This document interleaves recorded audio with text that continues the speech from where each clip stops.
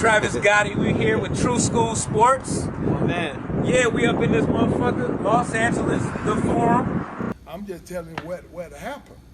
It's true. Like this, I'm the only fighter. I'm the only fighter didn't go against the rules and regulations. If the rules and regulations said you got a mandatory fight, I'll fought the guy.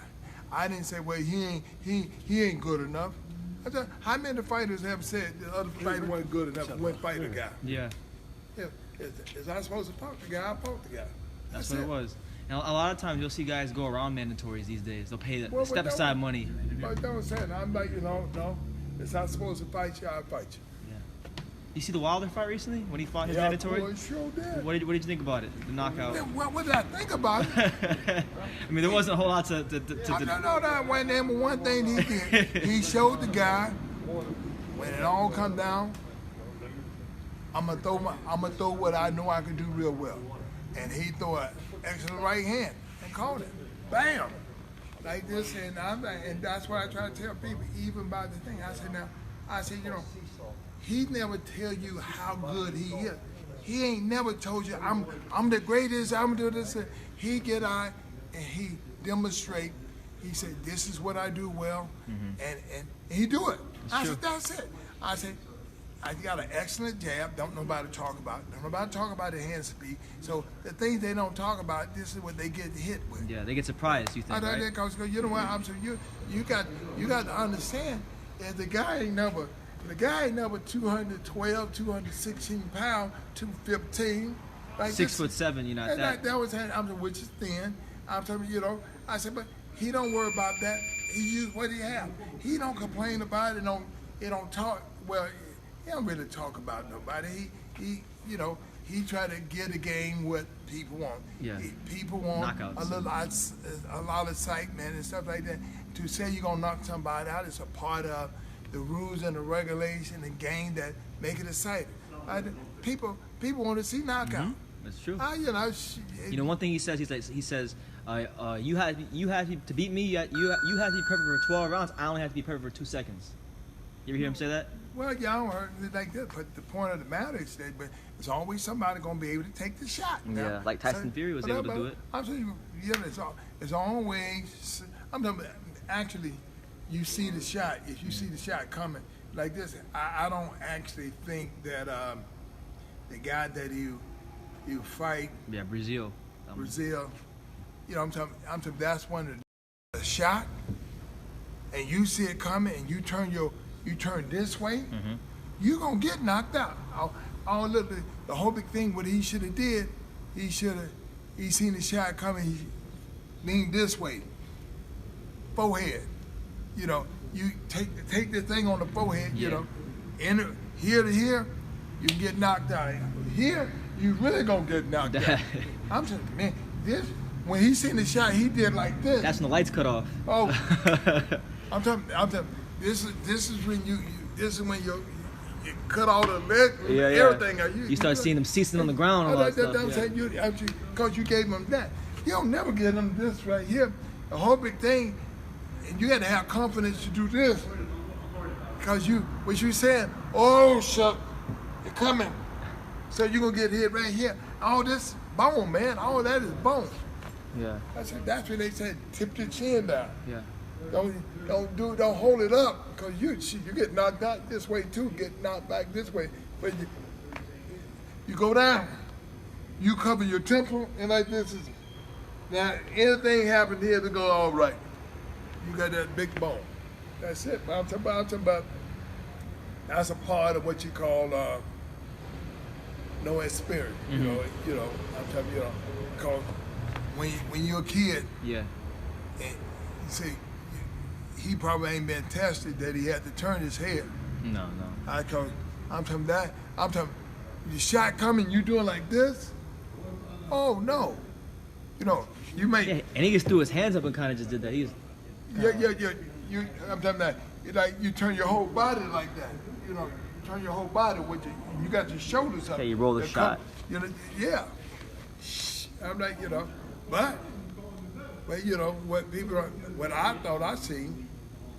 Which guy? He got tapped right here too. Yeah, Breazeale, No, I'm talking about Fury? No, I'm talking about Deontay. Deontay, okay. That guy hit him with an open shot right here, right in the temple, and he was hurt a little bit.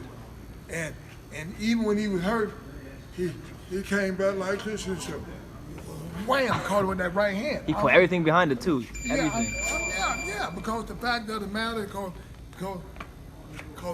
what's called thought he was hurt. When you hurt, you tend to, when people tend to get hurt, what they do, they bad back. When he got hurt, he launched in there and threw that shot. He said, let's go home. He launched in with that shot. I'm saying, and I'm trying to say that's the winning mentality now. You know. That's gonna take him far and be the, you know. He wouldn't have that knockout if cause he got hurt and he's I got hurt. And he go back here, so he would let the guy know that he was hurt, and so the guy would have jumped on him. So what happened? He got hit when referees stopped the thing like this. He did like this. But time they say, man, he went scratch that thing up and throw it. Oh man, beautiful. See, that's what I'm saying. It's certain things that you can't be taught instinctively. You got to take the chance to get him. Yeah. Which, in the point of taking that chance, if he could have got a hit too, but that's a chance that you take. Anytime you take that chance, somebody can get you too. That's true. A lot of times I got knocked down, not knocked out, but got knocked down, got hit with a hard shot because I tried to get him. But you know what? You took the risk, so you know. I took the risk. At some point in time in life, you got to take a chance. And that's one thing that I believe that Deontay have. He have that mentality is that, shoot, I ain't gonna wait till I get knocked out. Let me try to get him. Maybe all them time he probably would have got knocked down if he just waited, but he didn't wait. Nah. He got him before he got him. I'm enjoying. He fought some fights that was like, oh shoot, man, God, oh man, you better do something. You know, so my whole thing is that I can see how things rising up. I'm like when King Kong had that boy hurt. King Kong, hey, it could have happened, but because he started fighting King Kong back, King Kong had to go on defense a little bit. He did, and then eventually King Kong's his age kind of caught up to him, and he stopped moving. If you notice, he was following Deontay in a straight line before the first knockdown. I'm saying, but he realized that the boy hit hard too. So I said, now, as it become a strategy match, when it come down, when you know that guy, he can get me out too. Yeah. Now, everybody know that he can get, everybody know he can get Deontay out, but everybody thought that he just too crafty and he carried his hand real good, and like this, cause he was left-handed, and he get his hands up, so it looked like it was gonna be hard to get him. Yeah, but that's the whole art of the game. Ain't nothing like a guy when the guy think he can get you and you beat him to the punch. Oh yeah. I ain't heard nobody talk about how quick this guy hands is. With Deontay Wilder? Yeah. I ain't heard nobody talk about how quick his hand. I'm talking about them hands out there quick. Yak. Yeah, one thing that's really, I think he's made improvements over the years, like his punches have got a bit straighter over the years. So like they get from point A to point B a lot quicker. Because he used to wing his punches a lot. He's a wing him because he was too close. Yeah. See, the art of the game is that art of the game, if you know your distance to what distance, you can always throw them straight. But if you overcrowd a guy, so you got to compensate. You got to loop him and get him and get the power in there to get him. Because he got longer arms than somebody. So he get too close and it really looks sloppy because he hit him with this.